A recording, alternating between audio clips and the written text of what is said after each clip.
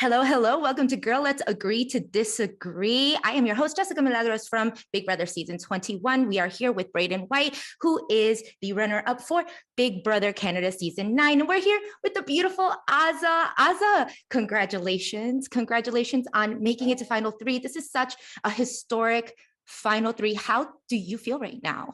Thank you. I feel incredibly blessed. Of course, I'm getting over, the disappointment of I wanted to win, but I'm just so happy to have been a part of this. I'm so happy to have gotten as far as I did, and I feel incredibly lucky. I applied. I'm a fan of the show. I've applied before. Didn't even get a call back in previous seasons, but here I am, Final 3, third place. I mean, it's pretty darn dope. Wait, so this isn't your first time. This isn't your first time applying. No, this isn't. But this is the season I was supposed to be on. So I am very happy I made this season. Yes, girl, I'll have to say, coming from my season, you have probably this is the best season that you would watch. Oh, period. Yeah. Yeah. So congrats on that. So okay, so we know from watching your bios that you were a fan. You're a Big Brother fan. Why did you want to be on this show? I'm a very social person outside of here. I'm someone who I'm usually able to read people's communications very well. And once I saw this game, I fell in love with it, and I loved it. And I wanted to say, hey, I think I have a chance I could win this. That's what I felt. I said, okay, yeah, there's manipulating. I can do that. Sure. I was like, I can do this. I could win this. And I'm the type of person where I go after things, and even if I don't succeed, if I really believe in myself, I'll keep going. And I made it, and I'm here, and it's pretty cool. Yeah. And so you come in here, and I mean, we can all attest, we've all played this game, right? Go in watching Big Brother. We go in watching Big Brother. We're like, we want to do this. We want to do this. You go in, it's a little bit different, right? So what's the difference for you? What surprised you the most? And what did you learn about yourself playing this game? I learned so much about myself. In my home life, I am the social butterfly. I am the person who talks the most in the room. In the Big Brother house, I don't know if you saw it through live feeds, but I was one of the more introverted ones, actually. I would have bursts of being extroverted, but I just need a break from all these people and all this energy. And I just need to go to my room and just think through this game. Yes. So it was, that was one thing I really discovered about myself. I also discovered I'm a freaking crier. I cry a lot. Outside the house, I tell you, I live a happy life. I don't have to cry much. But I was crying like every single day, Girl, that happens. It happens. I feel exactly the same. Yeah, like you'll be eating an ice cream sandwich. You're like, I had ice cream sandwiches with my mom on set, and you start crying, Exactly. So, yeah. But the third thing I would say is I came in wanting to start a female alliance. I did this Kingslayers. I came in wanting to take the men out. I said I literally was going to grab them by the balls, and I told myself no penis, no showmances. And I ended up putting my game aside for a mission that I did truly, really believe in, and putting other people before myself, which is something that you would never think of doing in Big Brother. While my strategy ended up evolving, I have to say I don't regret it, and I'm happy that I was able to take part in this historic moment. Love. I just had a question. So I know that you mentioned in the show that you wanted to play more of like a low key game. Was that like your intent, like coming right into the house, that you wanted to be, more under the radar, or like was that more of like an adjustment later on where you're like, you know what? Let me just sit back. Let me let these men take all the shots, and I'll reap the benefits. So I did definitely want to start a female alliance, but I will have to say that I did want to appear as less threatening as possible. I was quite lucky to come in such a diverse house, but I work in a male dominant environment. I work in tech. I'm a Black woman, and a lot of times I can appear to be threatening to people just by standing or being and entering. By being you. Yes. So it's something I have to get used to outside the house. Inside the house, I made a sincere effort to not appear threatening. And I knew if I did, or the times that I would, that could paint me as a target. I do believe that because people did not view me as a threat, it's what allowed me to escape the block week after week after week. And I had also knowing having worked with men in the past, I knew that if I kept a low profile and turned it up when I needed to at the final HOH, I could get to those final 2 chairs. I can be quite frank in that I do feel that amongst the 6, and in the women, I was probably viewed as the least threatening because of the fact that I had not won an HOH competition. I used that to my benefit, and my plan was when it came down to that final HOH, I was going to turn it up, I was going to win, and I was going to build my case in those final 2 chairs. That's awesome. Wow. Well, I want to say, you're going to receive a lot of love. We do love some Azah. You were actually my first draft pick, right, BREYDON? You know that she was. You were my friend. I picked you first. I snatched you up before anybody else could. So thank you for giving me points and staying to the final 3. But I want to ask you some tough questions. I know you don't have your phone and you may not know a lot of what's going on the outside. We have some questions. There's a lot of just a you and Hannah situation going on, and we want some clarification. There was a moment where you did not consider Hannah to be a part of the cookout. Could you explain a little bit of the reasons why there's this feeling or this idea that you and Hannah could not get along? Yes. So my initial of her not being part of the cookout, when we had established things on day 1, what everyone had decided was that because she was young, they weren't certain if she was going to be able to keep things a secret. So as a result, we were always going to have our eye out on her and everything, but we weren't going to mention a name to her. Now, funnily, while I was going through talking to the live feeds, Hannah came in the room and I ended up mentioning the name to her. That's how she kind of got more into the fold. With her not being a member of the cookout, it wasn't from a standpoint of, I didn't feel like she belonged. It was from day 1. No one shared the name with her because she was young and they weren't certain, we always knew we were going to have our eye on her and she was safe in the fold. And that was back when it was just more of an agreement. Before it evolved to the alliance that really started to take shape right before jury. And then your HOH. Everybody was waiting. They were just like, she's for the women. She's for the women. Hannah's going to stay safe. They're going to take one of the big guys out. What happened? Why? You know me, because if you saw my season, you knew that I was all about like. I know. I know it's, and I have to say, y'all gonna hate me, but I can't regret my decision just because from the game information that I had, this is what I thought. Now, I was coming for Kylan. I couldn't win one comp, but everybody in the house, non-cookout and cookout, knew that I wanted Kylan. Kylan knew I wanted Kylan. He would have people come up with him every single day and be like, yeah, Azah says she's targeting you. But in how I played my game was everyone knew who my target was. Everyone knew. And because I wasn't threatening, people were like, all right, whatever, I'll worry about her later. Now, Kylan knew another thing about me, which is that everyone in the house knew that I was transparent and kept up with 100% of my deals. If I was going to give a vote, I would give the vote. If I was going to make a deal, I committed to that deal. Right before the final 6 HOH, I knew that I needed to come for Kylan or he was going to get me out. He approached me and he said, I won't come after you if you won't come after me. Now, I was like, sure thing, whatever. But I was planning to win the HOH. He ended up winning the HOH. Then he called me in and he said, I don't plan to hit you, to come after you. Can you make a deal with me? I'm not going to put you on a block. Can you not put me on a block week 5? Now, I hadn't touched the block yet, and I was trying to get to the end without touching the block because I had not won yet, and I was trying to build my resume. So I committed yes.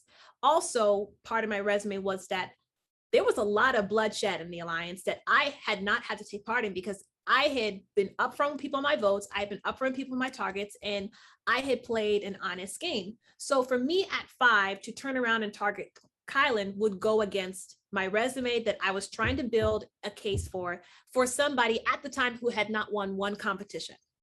At 5, I already had a final 3 with Xavier and Big D, whom I had trusted and trusted and was loyal to. And I had agreed a ceasefire with Kylan at 5. That left Hannah, unfortunately, as a casualty. I'm telling you, if a woman had won at 6, this game would have shifted completely different. Basically, if Tiffany or Hannah or me had won at 6, or a guy would have gone out, and it would have trended towards a final 4, probably being Tiffany, Hannah, me, and Big D. But with a guy targeting a girl, and that being Tiffany, it just led a tipping situation that ended to be what it is. For me, and I understand, I hold myself accountable for every decision I made. I didn't want to take out a sister, you know, but I felt it was the best decision to put me in the best position to put forward. And unfortunately, I can't really regret in that. I regret lying to her, but I don't regret that. Yeah. Well, you know what? We're running out of time. So we appreciate you. You have all of our support, girl. I love that you watch Girl Let's Agree to Disagree. That just made my day. So we definitely want you back. We want you on the show so that we can just talk into more depth once you get out. Full deep dive. And full deep dive, because you're going in and you're going to watch a lot. So, and we want to know everything about how you feel.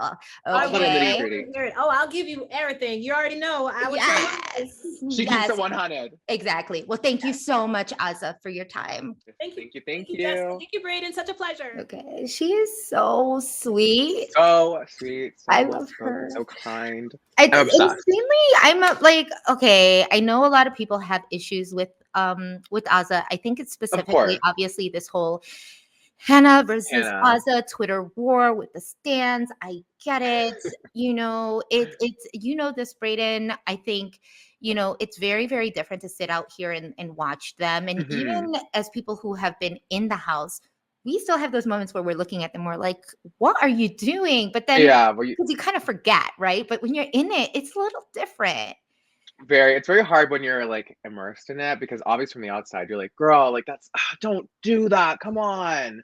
When you're there, you're just going off what you have. Like exactly, because we forget too that we're seeing everything that's going on. So obviously they're not privy to this information. So let's go to what surprised you about Azah? I think just that she said that she applied a few times. So I'm like, oh, so you know the game, you know what you wanted to do. And just her gameplay that she decided to go with, she did say that she did want to come in creating that all girls alliance, but obviously was, a little loyal to the cookout. But I think it's interesting that she wanted to come in being, a fan of the show and wanting to play a lower key game. Because I feel like most fans of the show or super fans really want to come in. They want to get blood on their hands. They want to, have the big extravagant game. I thought it was interesting that she was like, you know what?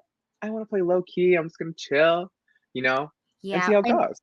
And here's the thing. I think that's not exactly what she envisioned. Because I mean, I know one of the things that really drew me into Azah was that even by looking at her on the live feeds, I knew that it wasn't something that she was expecting. Like she said, she was, she is the most outgoing out of her family and the most outgoing person in her group.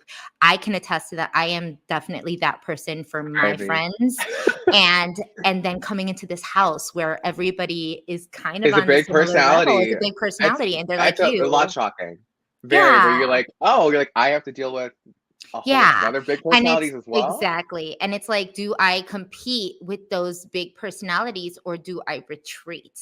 And I think you and I have a very similar experience in that aspect because we are both very low key players where a lot of people could have said, they weren't really doing much, in the first half of the game. But then you also realize when you're in the house, you see people going at it, you ain't going to get into the middle of that. That's kind of you're dumb. so happy. You're so happy when you see people start fighting. You're like, you're like, I'm not going to be like that for a while. Literally, let them fight, let them scream. Everyone, put all the attention over there. Let me just chill back here. Exactly. In the background.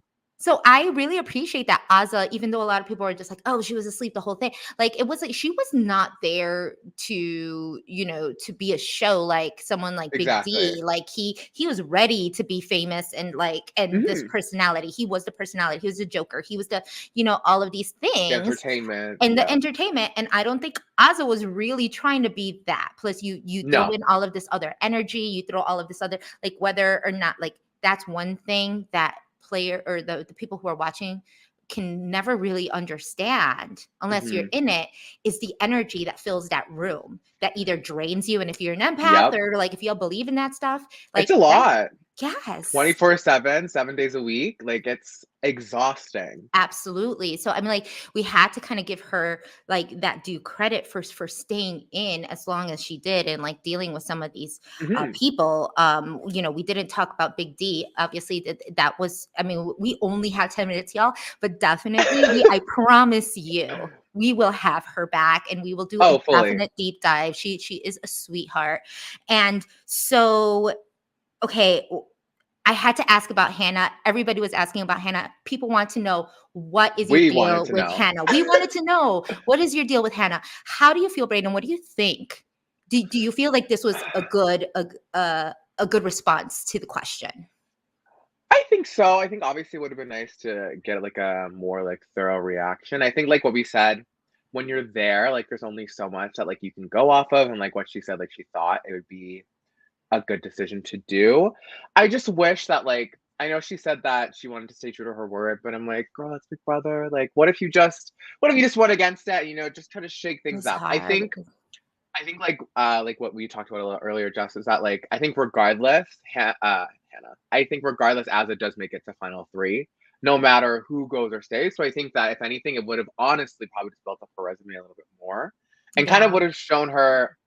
And I guess everyone on Twitter that maybe she wasn't sleeping as much as they thought she was. Yeah. And that's the thing. Like, I understand. I understand wholeheartedly, because I tried to play an Azah game. Like, I wanted to be as honest as possible. Exactly. There were, you know, I remember times where Christy and Tommy were telling me, okay, you don't have to specifically lie. You can tell them that if you win HOH, you're not going to put them up, and then just not win HOH. That's not technically lying. So like they would like kind of tell me these things, and it's like, yeah, but it's like sometimes your morals do come into play. Yeah, you feel bad. And you feel bad because these are people, and I swear to y'all, I mean, I know it's a game, but it's kind of not really a game, because these are still people that you see, and that I mean, sometimes you don't. Like, I haven't talked to a lot of people on my season. That's tea, or you know, but you know, it is because of the things that transpired out of those games. Exactly. So if you really want to be that person that some people can play and not take it personal, and there's other people who are just like, I don't want to do that because I wouldn't want that done to me. So and there's no really right or wrong way, because there are no rules in Big Brother when it comes to how you play it, right? So but I will say, and I agree, like I don't think that it would have mattered. She still would have made final 3. If not, she could have won the game or had been in a final 2 with Hannah. This really could have. It really could have changed, because, and of course, we'll have her back on to kind of maybe try and see, could that have happened? Obviously, it's already, you know, said and done. The what ifs, you know, we're gonna do like a Marvel episode of like the what ifs, like what if Azah took Hannah, you know. But it's true, because if Azah would have taken Hannah and Kylan would have gone out, that now makes it even at 4 and 4. Azah could have won. Yeah, Azah could have won.